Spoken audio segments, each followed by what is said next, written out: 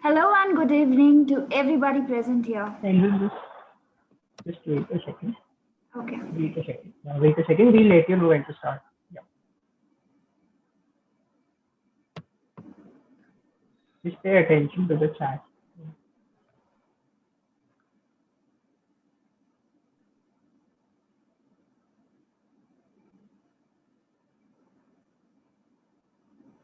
Hello and good evening to everybody present here. I am Kanjan Haryani, and on behalf of the entire MarkWest and BigWigs team, I welcome you all to the fun evening of quenching curiosity, learning beyond books, and interacting with the experts at the fifth online session of BigWigs Speak Live.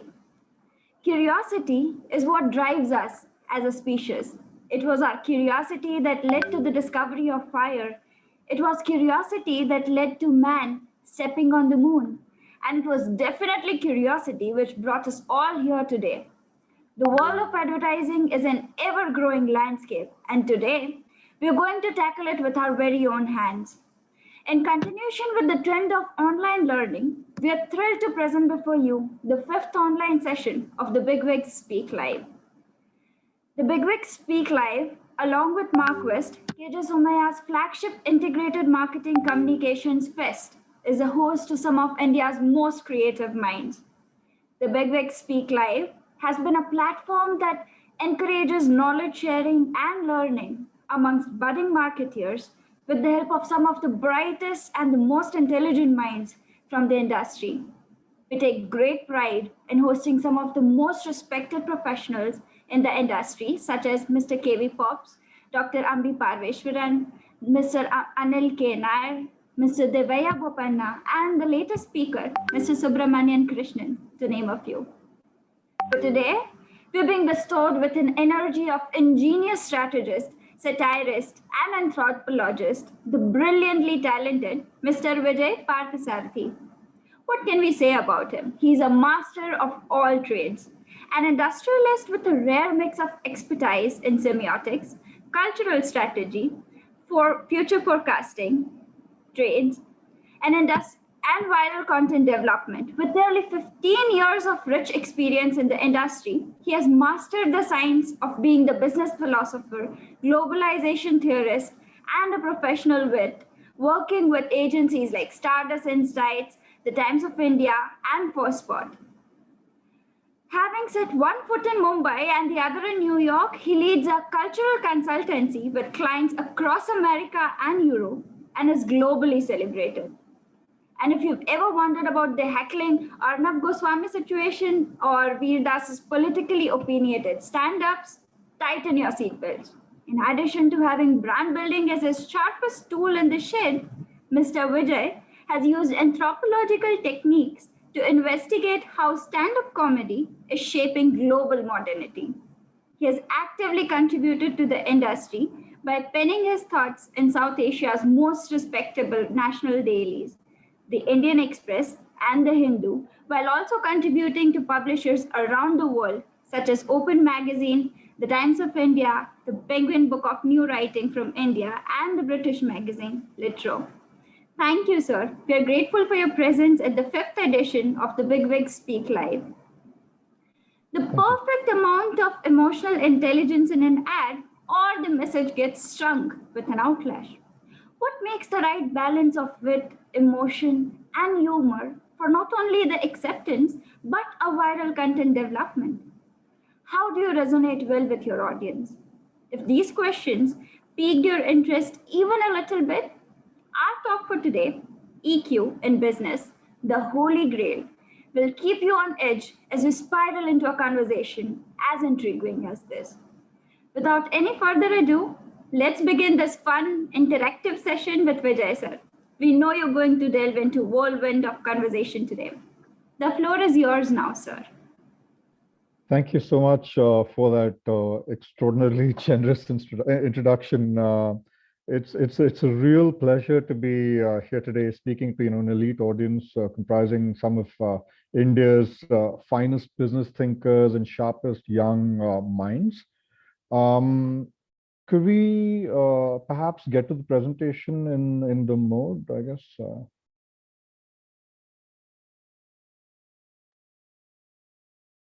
Thank you so much. Um, so the title of today's talk is Emotional Quotient in Business, the Holy Grail. Next slide, please.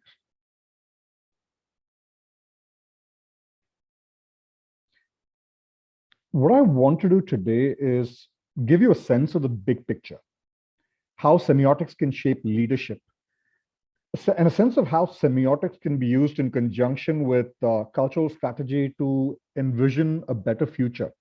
So I draw on my experience with Pakt, and also my own sort of consulting firm, and I work with companies like Unilever, P&G, Mondelez, Chivas, Starbucks, and several others. And I want to use all of that experience to supply you with a little inspiration. So in today's talk, I begin with a quick introduction. Then I identify a significant defect in neoliberal capitalism's approach. Next, I discuss the obsession with profits and why purpose has gained cachet. I address why it is incredibly important to evolve past purpose. Then I discuss a framework that I designed that'll help keep business communications honest and self-aware. And then I wrap things up in the conclusion. Could we have the next slide, please? So in this section, the first section, I talk about how this moment in time offers brands an opportunity to fill the vacuum in compassionate leadership. Next slide, please.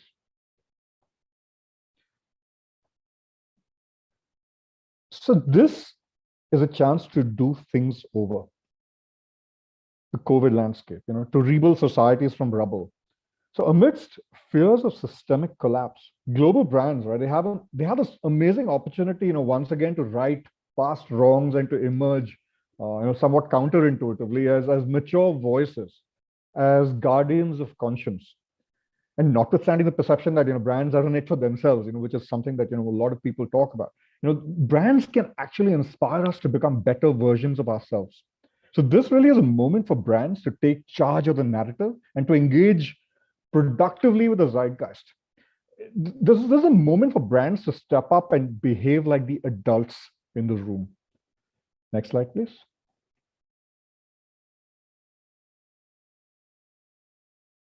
This slide, it's titled The Rising Prominence of Cultural Strategy. I sort of use the phrase interchangeably with semiotics. So when I talk to clients in global territories where semiotics hasn't fully gained traction as a formal method, I use a phrase, I often use the phrase cultural strategy, partly because, the word semiotic strikes people as impenetrable, arcane, or even a bit magic-y.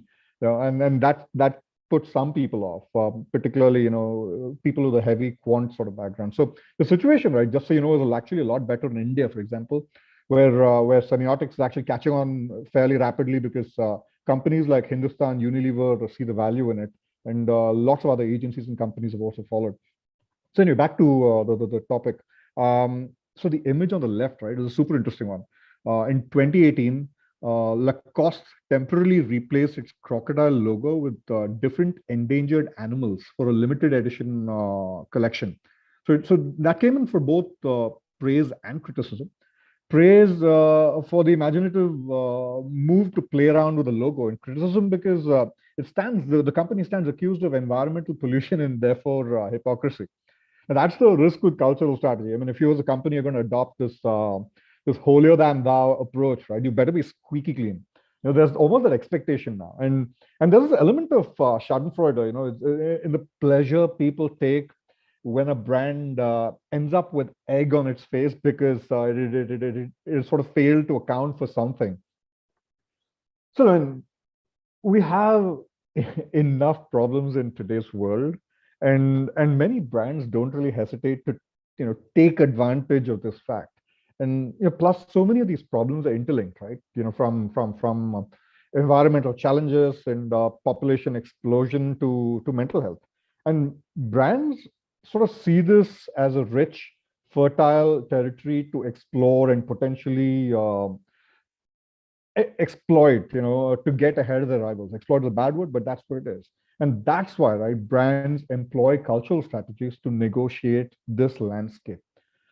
A coherent point of view, right? It helps brands sound more authentic, more real, which is why cultural strategy as a discipline is gaining ground, particularly in narrative heavy countries like the United States, like America and other developed neoliberal capitalist societies. Can we go to the next section, the next slide? Thanks. This section is called Capitalism's Great Defect, and here I talk about how sociopathic thinking undermines brands. Can we go to the next slide, please? Brand anthropomorphizing is an increasingly common strategy, and brands are getting swept up in expressing opinions. Things are getting to the point where brands get caught up in a culture of cool. They feel insecure when they say something, and they feel insecure when they don't say something. After they get stuck with FOMO, the fear of missing out. And both scenarios really lead to all kinds of problems. So from a philosophical perspective, brand anthropomorphizing allows products to fill emotional need gaps, not just functional ones. With even greater efficacy than usual, almost as if products could replace your friends, which is, of course, basically how consumerism is geared to substitute in the first place for consumer self-awareness. It's a real problem, right? I mean, one that most companies, except maybe those in the wellness space, don't really want to address. And the dominant cultural forces at play, right, support this. The likelihood is a vast majority of consumers is really content with the state of things, and it doesn't really want to radically disrupt its reality, the consumer base, and it doesn't want to open its eyes to a red pill world, which is a sort of matrix reference to the notion that reality can sometimes be harsh and unsettling. But the way brand anthropomorphization is handled in today's frenzied environment where attention spans are short and ROI is everything, right? Most brand communication in trying to be safe honestly comes off as ineffectually sociopathic. It comes off as matlabi, to use a Hindi word. And internationally, things aren't that different. You hear of, food brands flirting with Black Lives Matter, brands attempting to connect their identity to a movement that isn't necessarily a good fit. It becomes like, a reach, and that ends up looking quite lame.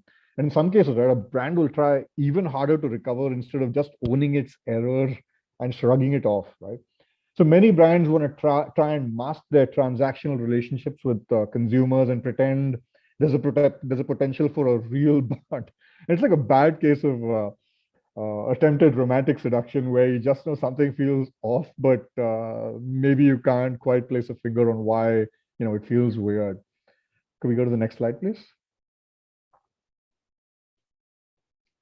So back in graduate school, when I was studying how stand-up comics are able to influence modern public opinion in different domains without being subject experts themselves, I did a lot of theorizing about interpersonal dynamics, and I eventually figured out how to repurpose my insights to fit brand consumer dynamics. I've identified three primary sociopathic brand behaviors that that correlate overall when taken together with practically any other emotional trigger. The first one is narcissism. That's a strategy that usually relies on signifiers of cool to draw on the consumer on the brand's arrogant terms alone. The second is neediness, right? It's a plea for attention and only cares about getting the job done without caring how the brand might look, even if people end up mocking the brand. Usually that's setting the brand up for diminishing returns. The third behavior is manipulation, using whatever it takes to achieve the end goal. Now, narcissism and manipulation are the most common behavioral strategies employed to effect change, all right? And these behaviors often switch around, so it's not like a brand's identity is necessarily set in stone or anything. But over time, right, different advertisements and pieces of brand comms, they can ultimately come to define consumer perceptions of a brand. So it's super important to consciously take ownership of the image that you want to project for your brand as quickly as possible, so you can define the narrative's direction on your terms, and you don't need to keep second guessing your consumer base. Could you move to the next slide, please? So to repeat my observation, Narcissism is a strategy that often relies on signifiers of cool to reel the consumer in. Think Apple, okay? When they first introduced the iPod or the iPhone. Also, it's sort of pertinent to point out the media circus that would sort of spring up around each product launch, with Steve Jobs doing his whole turtleneck and jeans thing, prowling across the stage, and that's a classic narcissistic strategy, generating this charismatic energy to draw all the attention towards yourself. Then you have the second example, F Factor, which is the American weight loss program plan. So diets, right? They often seem to suggest that the goal is to look like an unattainable supermodel type. Look at this image, right? So, and the thing, right, because it's important to admit at the outset, the main target demographic is young women. But the thing, right, is that even if the diet works exceptionally well, inciting women to think that it's cool to look like this, lean and conventionally beautiful, but also hungry, half crazed, and almost ghoulish. It's irresponsible at best. And also, by the way, if you want enthusiastic, repeat customers spreading the gospel of fiber, F in F Factor is basically fiber.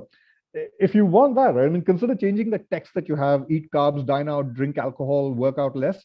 Change that to dine out, drink your wine, work out less, live a little. Now, a sugar addict, right, interprets the first one, eat carbs, very differently from the average person. And also by this, sticking a forkful of pasta suggestively in front of one's mouth, right, like this person is doing here.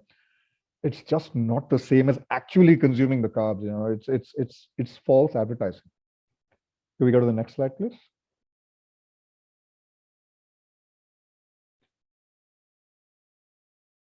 The Pepsi Kendall Jenner ad was probably one of the great ad debacles of the century so far.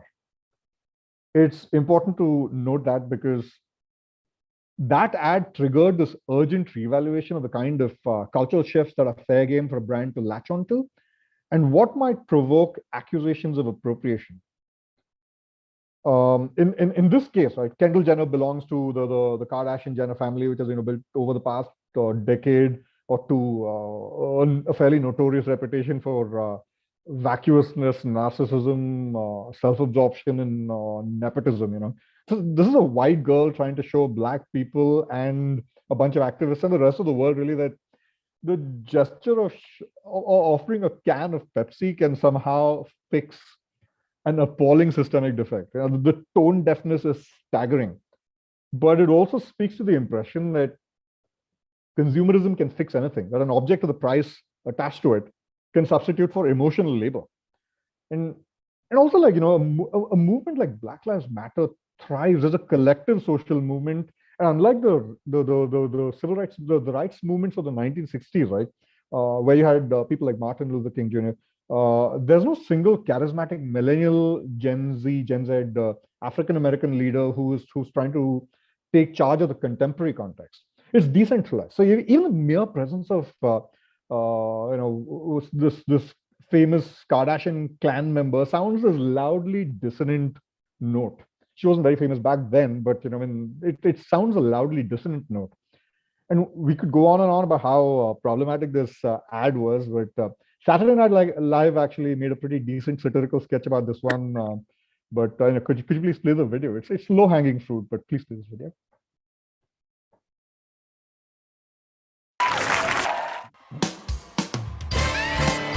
If we move to the next slide. Yeah, next slide, please. Thank you. The second one, right, is neediness, the second sociopathic behavior. So neediness is often employed as a tactic where, when there's this underlying belief that the brand is not as such offering much in value. So it's meant to trigger pity in the consumer. So, that's often why charity organization ads in particular sometimes resort to this tactic. The classic case being Sarah McLachlan's mopey song that plays over this animal cruelty video. It's from the 2000s, I think. It helped direct a lot of money to the American Society for the Prevention of Cruelty to Animals, and the videos, right? I mean, they play on your heartstrings. Sure, you love dogs, but pity is this sort of overwhelming emotion, not indignation at the fate that these dogs might suffer, So at least the money is going to a good cause, but the motive is highly suspect, and the frame, to me at least, and a lot of folks, it would feel fraudulent, constructed. And arguably, it's the same buttons that beggars on local Mumbai trains, right, attempt to push when they seek money from commuters. While many are obviously genuinely in dire need, right?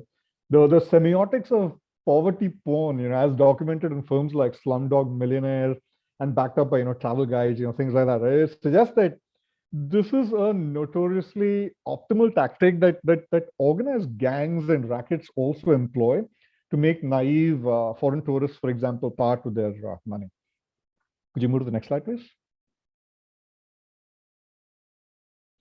The third one is manipulation. Now, here's a super interesting ad. This Amul ad from early 2020, which on the surface, right, is making a lighthearted pun.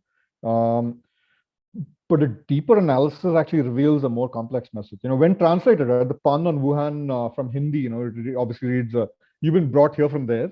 And Amul, it's this obviously the Indian the dairy cooperative society. Right? It's infamous for its inveterate bilingual punning in its advertisements. The ad is praising, this ad is praising Air India for having transported Indians back home, at great risk, obviously, and during the COVID crisis, and the bewildered facial expressions here, right? I mean, they clash with this inanely self-indulgent cheery tag, "homecoming snack." The pun on Wuhan, right?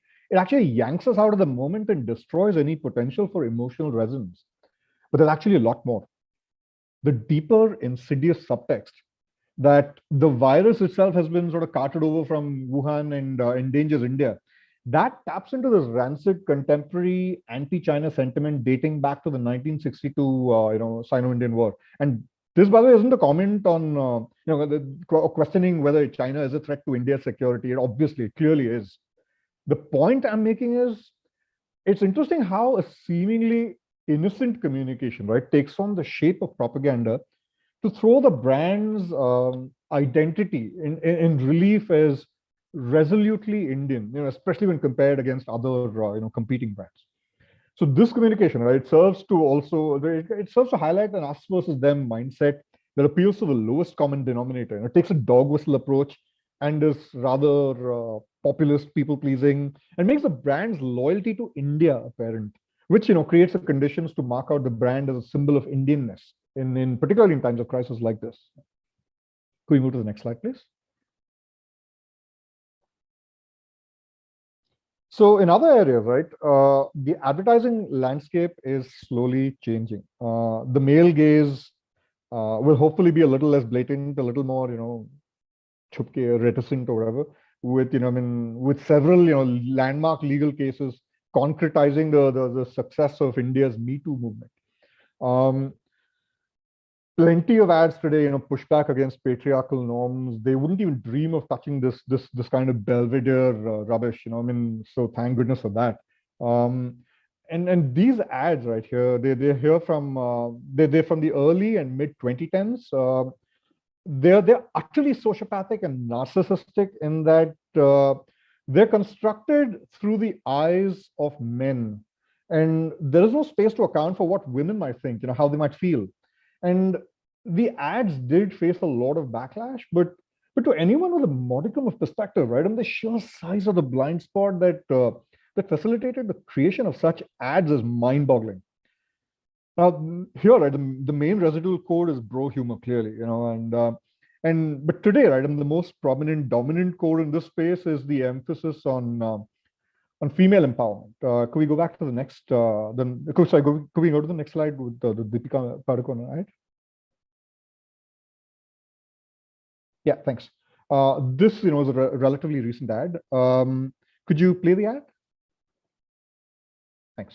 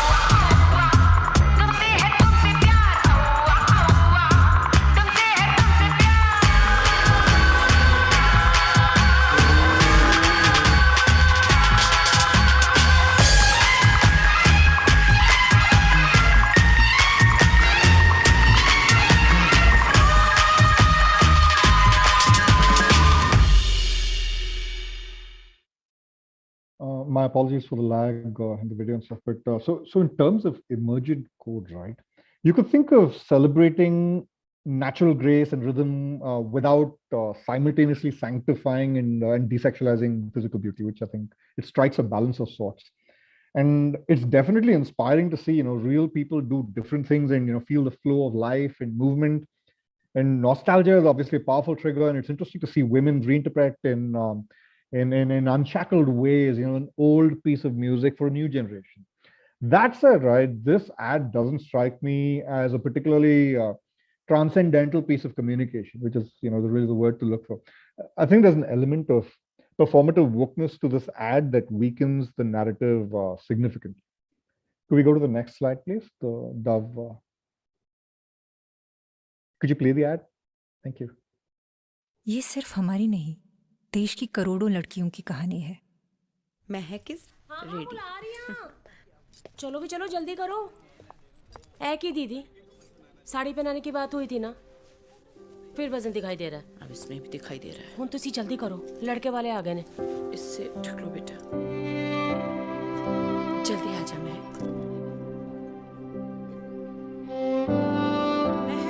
आजा बेटा।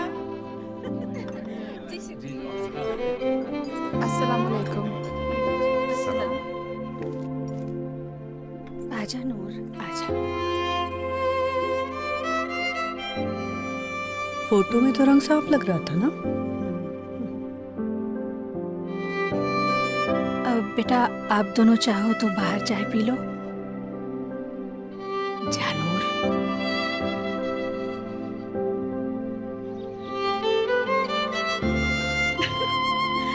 सीढ़ी लगाकर बात करना पड़ेगा आपकी राजेश्वरी को हमारे लड़के से।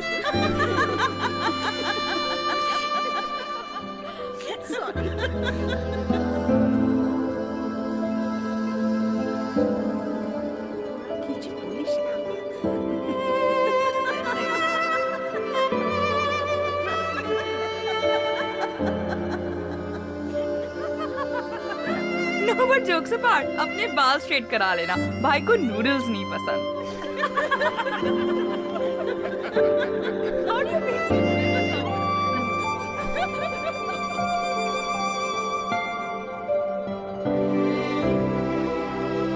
ये दाग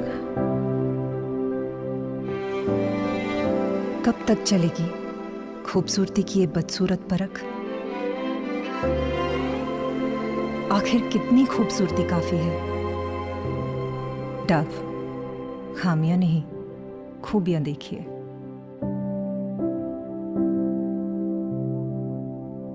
So this ad is more successful because it powerfully operationalizes, the narratives, the stories of real people.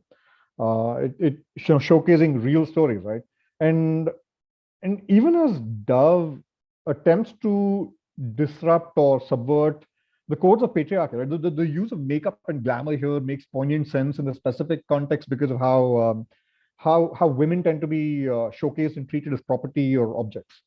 And Dove, makes the point that all kinds of beauty must be allowed to flourish. But here, right? I mean, you also see Dove using the milky white color as the background always, right? I mean, for generations, are also women have had to deal with the expectation of lightened skin. So the embedded narratives and belief systems involving white is clean, white is purer than anything else, they're a lot more complex than simply, the supposedly daring yet fundamentally, sort of bourgeois / middle class ambition of desiring to be accepted for who you are internally.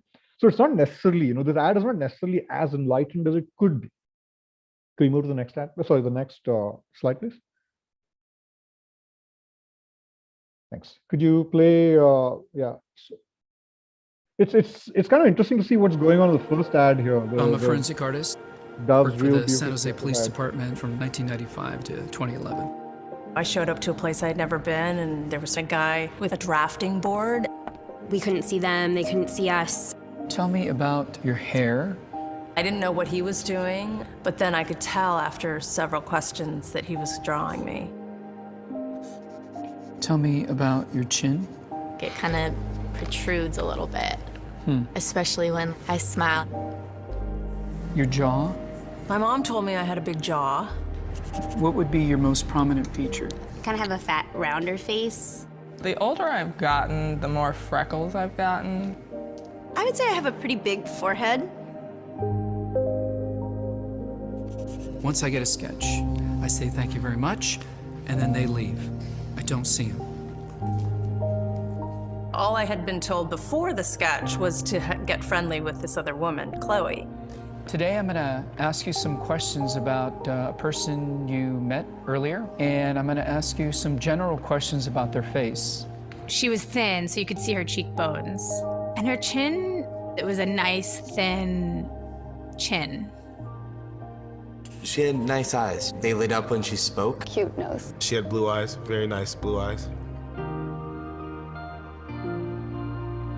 So here we are. This is the sketch that you helped me create, and that's a sketch that somebody described of you. So yeah, that's...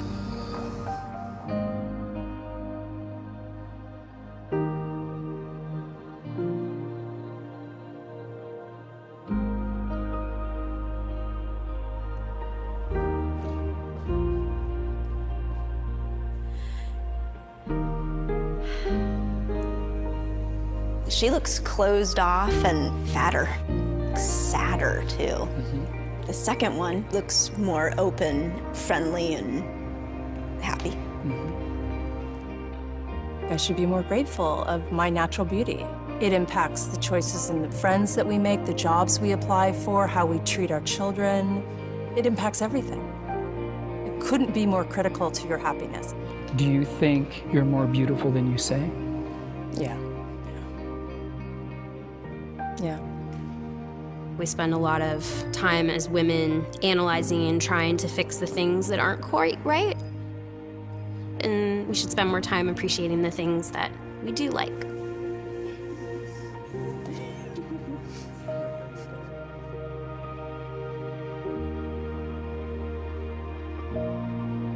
Could you play the next ad as well, please?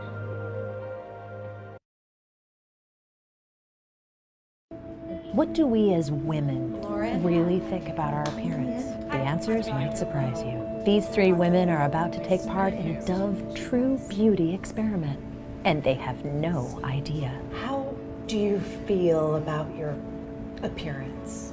Good, pretty good. There's definitely room for improvement. I feel okay about it. You know, I have good days, bad days. Yeah, that bad, okay. Oh, I have a phone call and I have to take this, but I'll be right back. There's a mirror, just right there. Okay.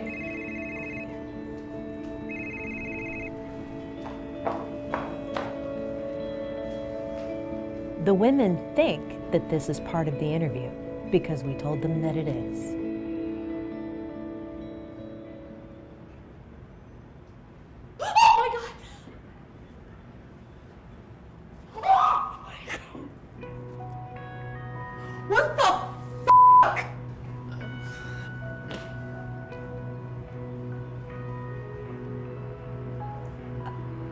Wow. You must hate what you see when you look in the mirror. Is that supposed to be me? Because I would never believe that that was me. That's not a mirror. It's not a mirror. You look in the mirror and what you see is a disgusting zoo animal. I don't think that I look like a zoo animal. But is that the real you? No! Look at yourself in the mirror. Do you feel unattractive? I bet you do. No, I don't. That's a man in a gorilla suit. Animal in the room! I want to leave, please. I don't want the $25. I'd like to go. It's the door. Is this a panel? Again, the women have no idea. What would you say if I told you that that was not your face in the mirror? That was a gorilla man in the mirror and not your face. I'd say yeah. You thought that was you and you totally fell for it. No. No. What is wrong with everyone? What is wrong with everyone here? I never thought that was me in the mirror. Not once. Well, you can thank Dove. Okay, just thank Dove. Hashtag True Beauty. No, just thank them. We showed you using science. No. Dove, you fell for our weird psychology experiment and it showed you you're not actually a hideous monster. So where's our Nobel Peace Prize or whatever? So satire obviously, offers a powerful contextual lens to kind of deconstruct, which means examine and elaborate on the embedded contradictions, right? So essentially, right, it's so to basically deconstruct what is really going on in the other Real Beauty sketches text, the first one. So it makes you wonder, right, are these ads, that these companies sort of put out idealistic, or are they actually cynical? Can we move to the next slide, please?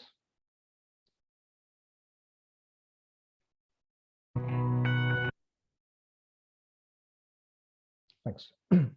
So there are some very interesting implications for brand strategy. The emphasis on quarterly profits, right, has always created enormous pressure for brands. But in the COVID sort of era, right, the obsession with constantly projecting material success is finally being questioned.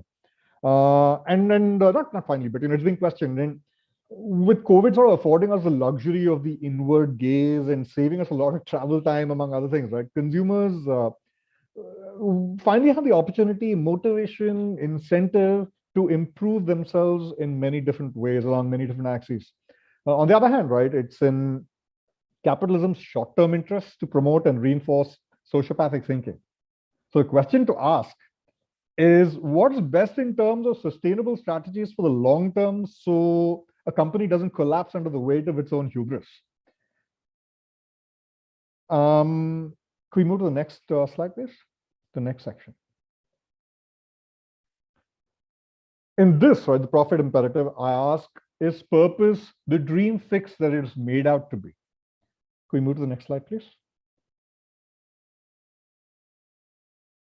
Profits aren't the problem, but our approach to profit making is, often irredeemably flawed. And in structuralist terms, right, capitalism becomes a breeding ground for grandiose narcissism. So, we've got to be watchful. We need to build a system that allows us to make companies sustainable and self-sustaining while recognizing that we've entered an era in which companies must break urgently away from this reckless drive to maximize short-term profits. So that goal, keeping that goal in mind, right, it's kind of grown fashionable to think companies must find their sense of purpose, infuse their every action with high-minded intentionality. Could we move to the next slide, please? For better or for worse, right? We're all today deeply implicated in global capitalism. It's not going anywhere, So it's incredibly important to make the best of our circumstances. Now, here's the thing, though. Corporate capitalism, right, as opposed to more compassionate variants that you might encounter in places like Scandinavia, Scandinavian countries, it's not built, to trust or enfranchise its most sincere adherents. I'm talking about corporate capitalism here, and dominant media narratives, right? I mean, the dominant media culture, they permeate global and local narratives now. And postmodernism, that's not the level. It takes counter narratives to unfortunately, sort of unfortunate, grotesque extremes. So the gravitational pull of modern capitalism today reaches as far as righteous crowdfunding. Even random acts of kindness, have been commodified and reduced to a traveling circus on YouTube. If you ever watch those videos, stand-up comedy, virtually every other form of subversion, right? They're part of the sideshow. So what I'm arguing is that taken to its logical extreme, right? Capitalism is a black hole. Nothing escapes it. It's exploitative to the max. We move to the next slide, please. Now, the ideology of purpose, right? It damagingly overvalues, this Calvinist and this overtly religious sense of being driven by a calling. People's identities get subsumed by the brands that they work for, the commodities that they purchase to signal status. So, plus, as I was saying earlier, right, most companies haven't quite developed a fine-tuned sense for when to intervene in larger cultural conversations. It boils down to this: any consumer who connects consumption with virtue. They want brands to address three kinds of values. One, universal measures of decency. Two, but universal measures of decency that empower humanity. Two, causes that fit the ecosystem in which the brand operates. Three, principles that matter to consumers and their families. Now, brands must also grasp that there are three windows of engagement. Time. A is before the world catches on. By doing what companies like Ben and Jerry's or Patagonia they do. Right? I mean, supporting these massive tectonic cultural shifts quietly of their own initiative. B, spotting a trend early, like Nike did. With Colin Kaepernick, and they have a whole history of doing, supporting African Americans in sport, things like that. Getting behind those trends. And C, succumbing like the NFL in America to panic and the need to catch up with the moment, the same Colin Kaepernick moment, that is threatening to get away entirely from them. So these two factors, right, that I'm talking about, the values matrix and the phase of application, they must work together as a kind of gear system to create moments of opportunity with some responses sort of eliminated and others elevated. The semiotics is often applied as a predictive tool to anticipate, the next iteration or the next step for a trend. But its most advantageous use, I think, lies in helping us understand what sets of values are culturally sustainable and not a flash in the pan. Can you move to the next slide, please? Thanks. So, when you think of purpose, right, done the right way, when you think of purpose, or when you think of a company that does it really well, a lot of people automatically think Patagonia. Patagonia has a solid reputation. It's an extremely respected brand, well liked internationally. It's actually faced a pushback, with some commentators asking, if it's grown too big for its own good, and others have found that it has an ethical labor problem. That's those are all issues. Here specifically, this ad, right, this print ad is an interesting example of how Patagonia goes above and beyond its duty in its approach to the environment. If you take a close look, at this image, this don't buy this jacket image. The ad is not at first glance emotionally impactful and may appear even kind of glib. The application of reverse psychology can make wary consumers simultaneously curious and resentful. But take a closer look, right? And that'll tell you that Patagonia isn't actually playing that game, the reverse psychology game. It's invested in making an earnest, sincere point. And reverse psychology is just a way to draw in the eye. The text in this ad actually gives you actionable approaches to help you, the consumer, feel like it's easy to participate towards making the world a better place, reduce, repair, reuse, recycle, things like that. So this is leading by example. Plus, the ad doesn't adopt a self-righteous tone, hammering the message in our heads, for the consumer, right? Making good decisions becomes a relatively painless process. So, others, they've kind of observed elsewhere, quite a smart observation. This is not a clothes company that hawks the environment. This is an environmental concern that happens to sell clothes, which I think is a really powerful image to own when it comes to branding. Can we move to the next one, please? The next section is titled Beyond Purpose. And here I'm talking about transcendence, that word that I used before, transcendence through emotional resonance. The next slide, please. I'm sure there's an example most of you are familiar with, even though it's from the 90s. Asli Swad Zindagi Ka, right? I mean, the real taste of life happens to be one of our India's most famous commercials from that period. A time of hope that sprang eternal from the bat of Sachin Tendulkar. Also, the first wave of hybrid East-West individualism, that's captured in the song lyrics for the Cadbury Dairy Milk ad. They basically go, there's something special in each of us. Kuch khas hai hum sabhi mein, right? So this ad, right, builds on the tension of audiences wanting the ball, to sail for a six. And it does that at the climactic moment by just flying over the boundary, right? And then you have this cathartic moment of this grown woman dancing with abandon, like with childlike glee, and she's earned social permission really to enjoy chocolate, which until then in India was a category that but usually targeted kids, and it was even looked down upon because the association with tooth decay and the financial burden of dental treatment, things like that, very practical things. Now the thing, right, is that it's super easy to be drawn into this false binary between clever and popular, between impassioned evangelization and ironic detachment in communication.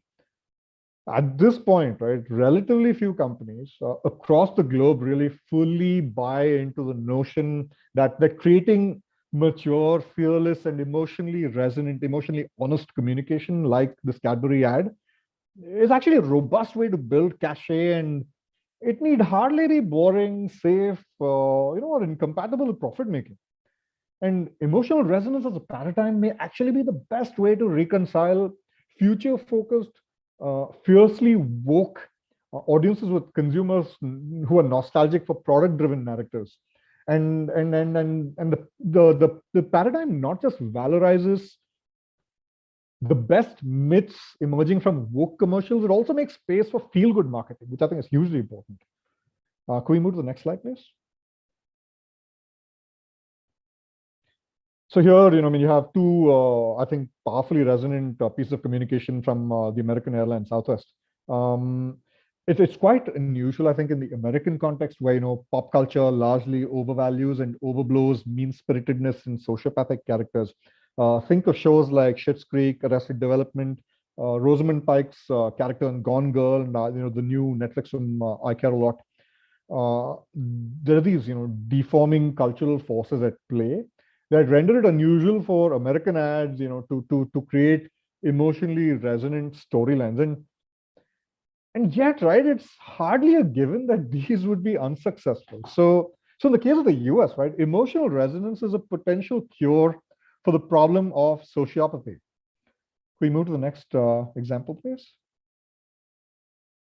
That's Swiggy. Here's another really interesting example. These guys did a bunch of cultural analysis recently. They did this clever bit connecting the pornographic connotations of desi masala with how things should be. Essentially, this company, right, it reappropriated the term to describe the characteristics of Indian food, while simultaneously making a really clever statement about the objectification of women. So this way, right, the brand does something that feels fresh, authentic, organically earned, and it also helps Swiggy land on the right side of history without breaking a sweat. Smart work, I thought. Could we go to the next example, please? This is one of the most interesting ads I've encountered the past couple of years. It's fairly new. It's very new, I think. Could you play the ad? Thank you.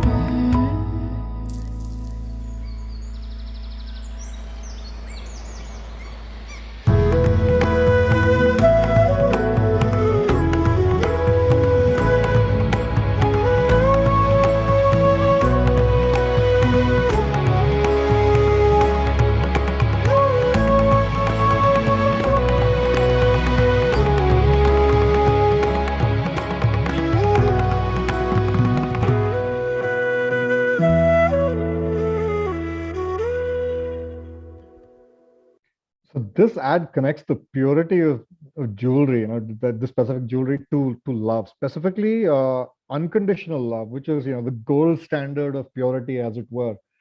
And you could argue that this is somewhat of a fantasy, slightly manipulative.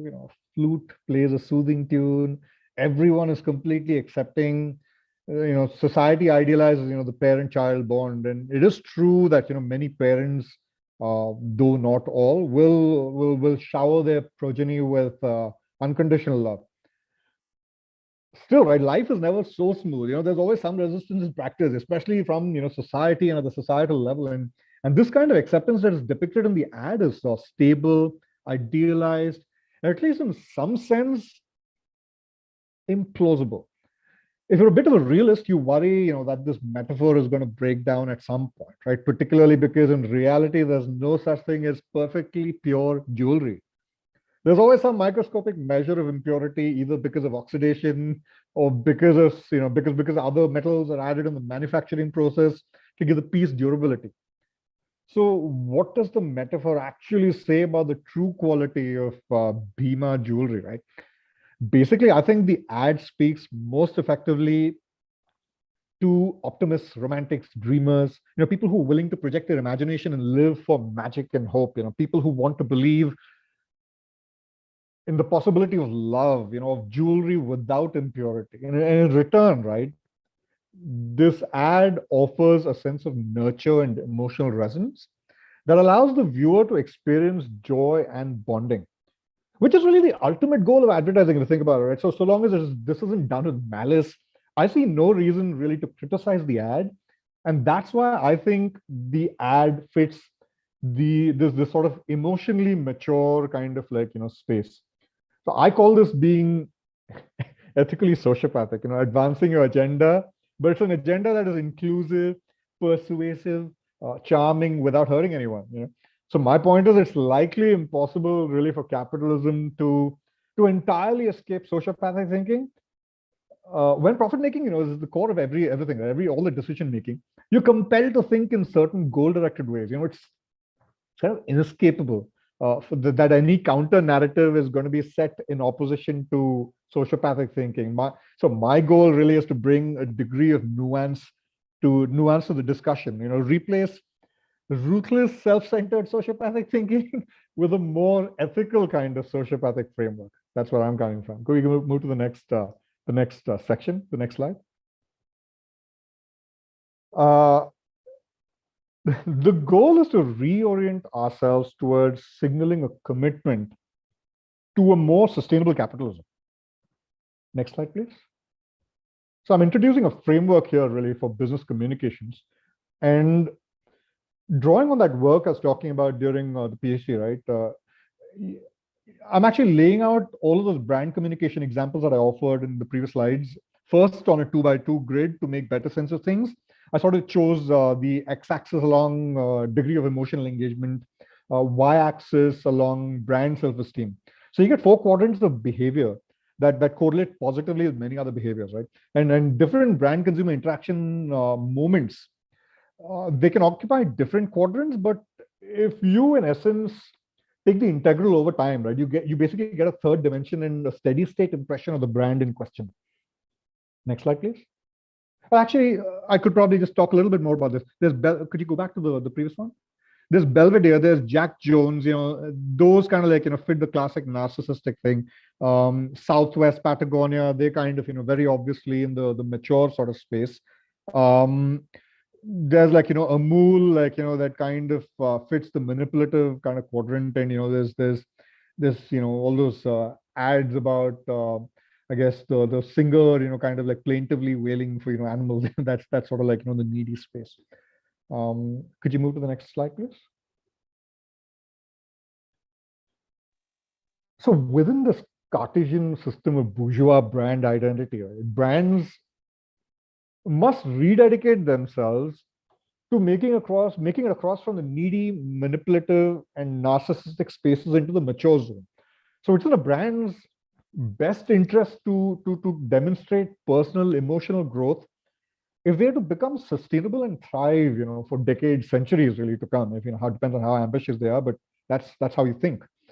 And when I talk about mature, by the way, right, I'm not talking about boring, staid, dull. I'm not talking about old. I'm talking about secure, calm, reliable, sophisticated, and yet playful, mischievous, spontaneous. I'm talking timeless. It's a kind of mystique that stems from binary pairs being polar opposites. The kind of cool that, say, the actress Kate Blanchett exudes. She holds her attention effortlessly, but she's perfectly happy with disappearing, to Australia, her homeland, for long stretches of time. She doesn't need to please anyone. People gravitate towards that kind of brand personality because it's endlessly enigmatic. That's real power. And virtually any brand, right? Even like a B&B one, that would benefit from a dose of that. Now, there are three primary strategies that emerge when you're trying to make brand comms mature. One is you use empathy and listening skills to solve user problems and showcase, this in communication. The second one is, you rise above zero-sum context, zero-sum context by focusing on one's own emotionally resonant communication rather than, obsessing over competitors' approach. C3, you sort of take on this subtly pedagogical approach and inspire consumers to lead more thoughtful lives, but at the same time, very subtly pedagogical, you have to be playful and charming at the same time. Could we move to the next slide, please? If there's one thing that I want you to take away from today's talk, I hope it is this: back your intuition. Sociopathic thinking, right? It really inhibits intuition. And in my experience, right, strategists and creators adapt too well to this framework that is relentlessly intellectual, right? We will see this incapacity to grasp and trust in the power of intuition. That's potentially devastating.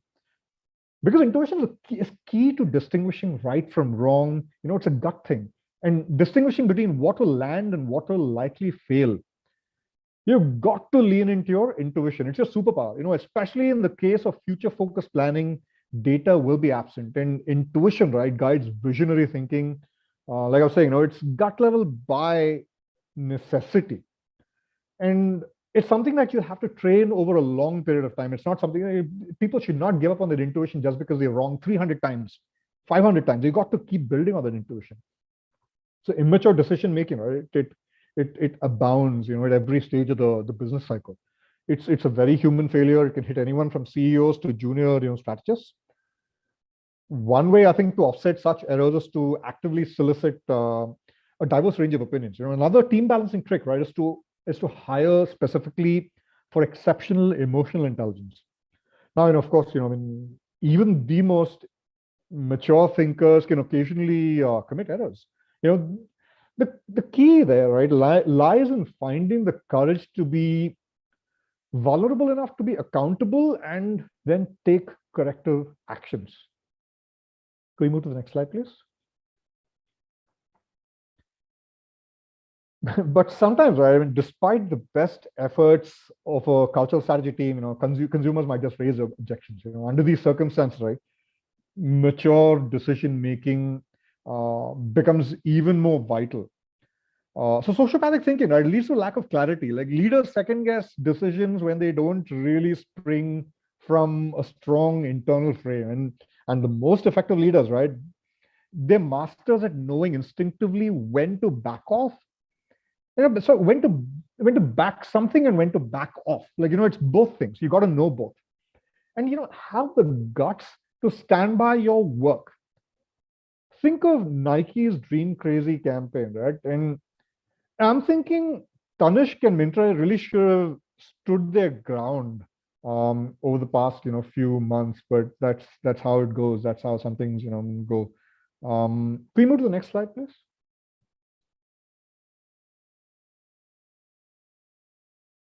Persuasion ultimately relies on a trifecta of perfectly balanced factors: charisma, warmth, decisiveness. Rather than, relatability, which I think is, often a trap, persuasion is really about telegraphing effortless likability to a core base and potential subcultures, that might aggregate around whatever the brand is selling. This kind of likability, right, can be constructed in any of the 4 quadrants that I was showing you in distinct ways.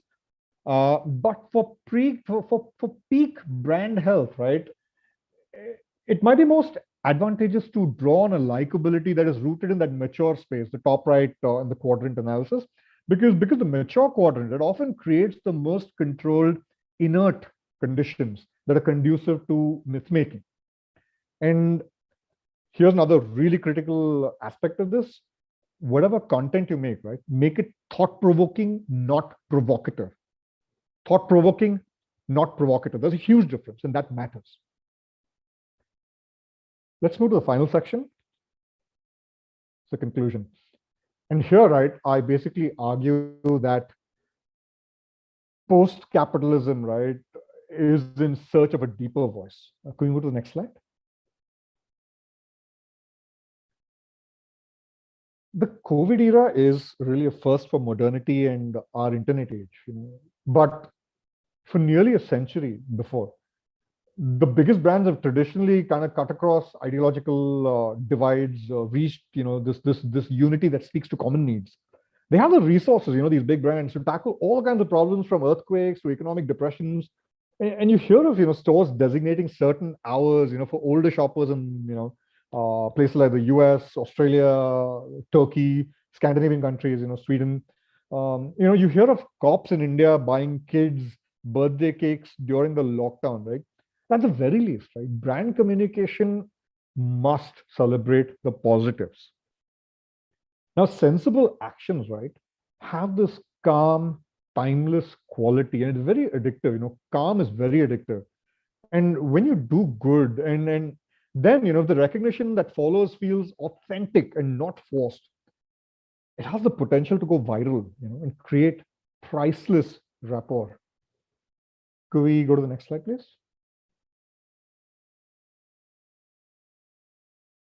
My point is, don't just ride the zeitgeist, create it. You nurture consumers, treat them as co-designers of experience. Don't just create communication that cynically capitalizes on the news cycle, right? So when a brand sees past its own narrow self-interest, right, it sparks intrigue, it captures attention. And like I was saying, like beyond that, right, this is an opportunity for brands, really. It's an opportunity for brands to not just ride the zeitgeist, and it's also to create it, and by doing that, right, by creating powerfully resonant communication, and by landing over and over on the right side of history, today's name brands, right, and some currently lesser known ones, I think they'll remain relevant for generations to come. Can we move to the next slide? I think it's the last one. So this is like, ending it on a slightly, kind of sweet note. I came up with, 12 hypothetical principles of maturity. And what I would say is it's super important to find our deepest voice.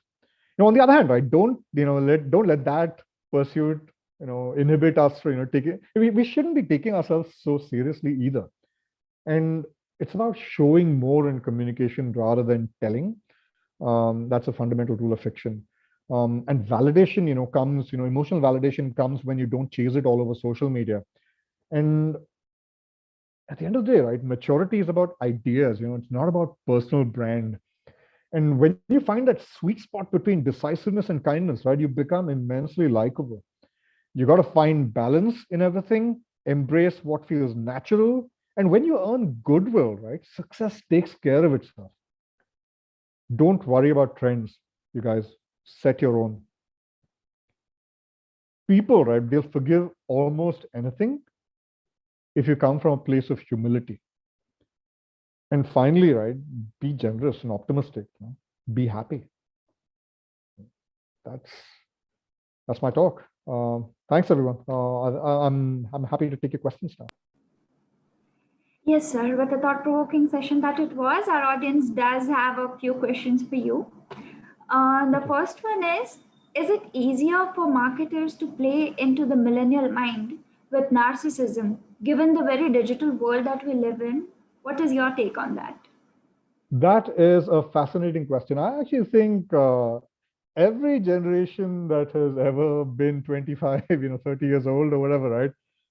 It's going to be tempting to play into the narcissistic kind of space just because that's the life stage. I mean, I think people evolve in certain ways over the course of their lifetime. And a lot of people in the early 20s, right? I mean, they're still figuring themselves out. They're kind of figuring out who they are. And, they kind of gain a little experience, get a few years of, work X done, and at that point, right, they start to imagine they know the world. So they kind of hunker down. They kind of, start to get a little certain. And then, right, often, not always, many people, continue to grow, but many people do not grow. Many people start to think, this is it. This is as good as it gets. And brands are very happy to cater to that.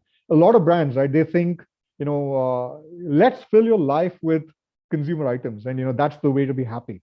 And I think, it's sad, but it is the case that a lot of brands do appeal to vanity and narcissism. Yeah, that's true.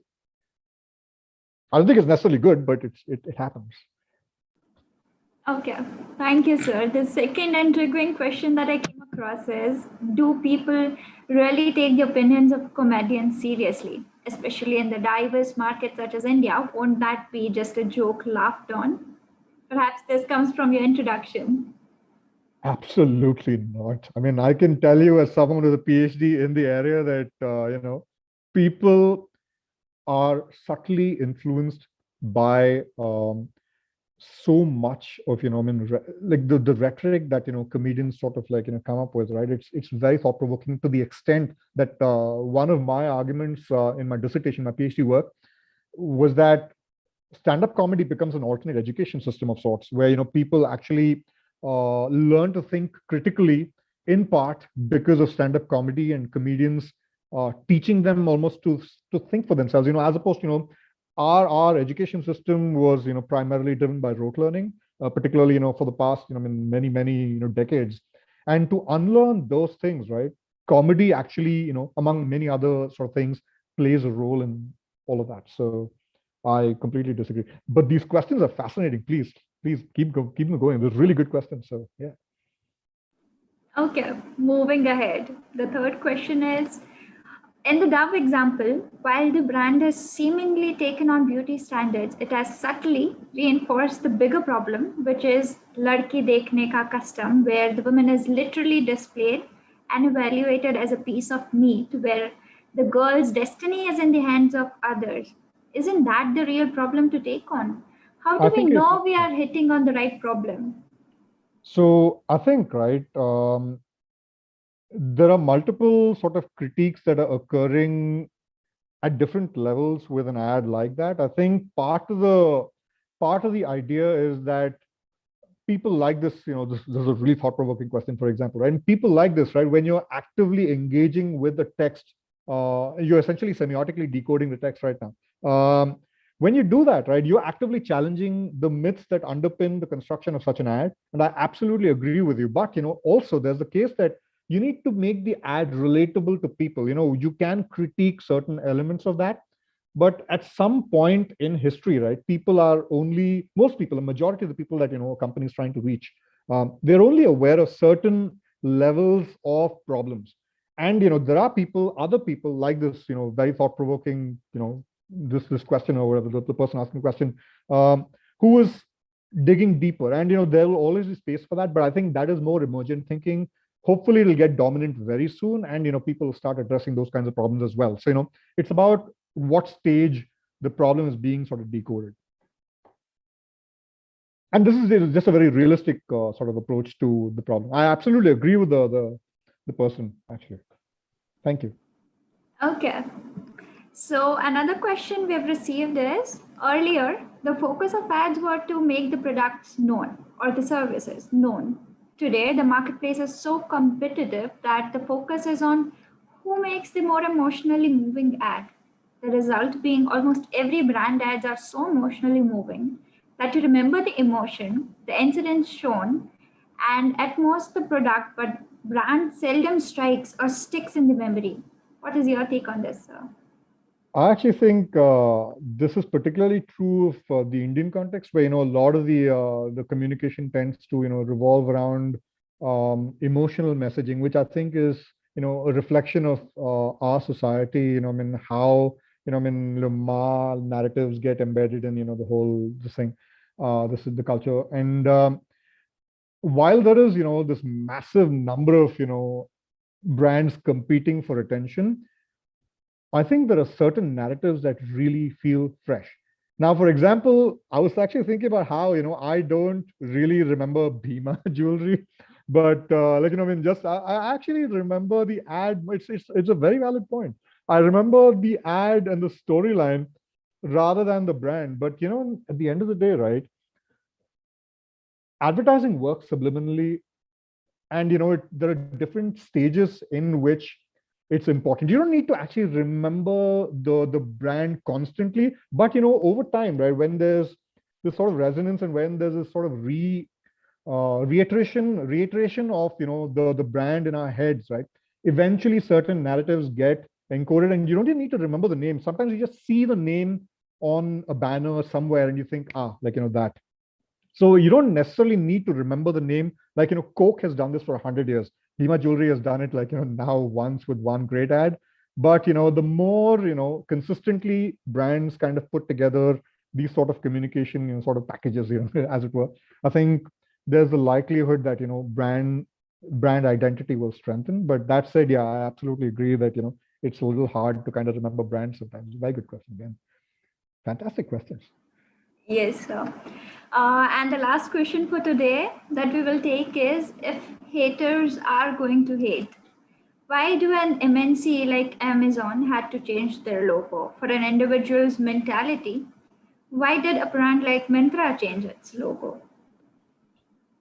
So I think sometimes, right, in order to really, and this is a very tricky question, obviously, sometimes leaders feel the pressure to make certain decisive changes because, if a controversy stretches on too much, or if there's pressure from above, CEOs aren't the ultimate sort of there's a board, things like that. So there's different kinds of pressure that, eventually manifests. And I can't speak for, any specific case, why they chose to do something. In the Myntra case, I actually was thoroughly sort of amused by the whole sort of situation. Firstly, the logo, someone really should have employed a sanitation at the outset to know, what was going on there. It was, I looked at it for the first time, I laughed, but at the same time, I wasn't offended. But, some people, it's very understandable why some people might be offended because they're coming from a certain kind of mindset. That said, right, it depends on, how the legal sort of process is going to, sort of pan out. If there's actual cause, you should consult with lawyers, you should consult with all kinds of, people, all kinds of thinkers. I'm not going to commit to any specific, to commit to any specific example why they did this or why did not do that. But I think once you've made decisions, my own personal view is that once you've made a decision, it's important to back it with full, sort of confidence, while at the same time retaining a certain degree of humility and being flexible to change if you feel that change is essential. In the Myntra case, my personal opinion is that they really should not have changed that, but that's my personal opinion. Doesn't really count. Thank you. Okay. Thank you so much, Vijay sir, for this enchanting session. Truth be told, we have learned more than we could have imagined, and the vigor and passion with which you talk, understanding how to use emotions in business and advertising, we only hope this has rubbed off on us a bit.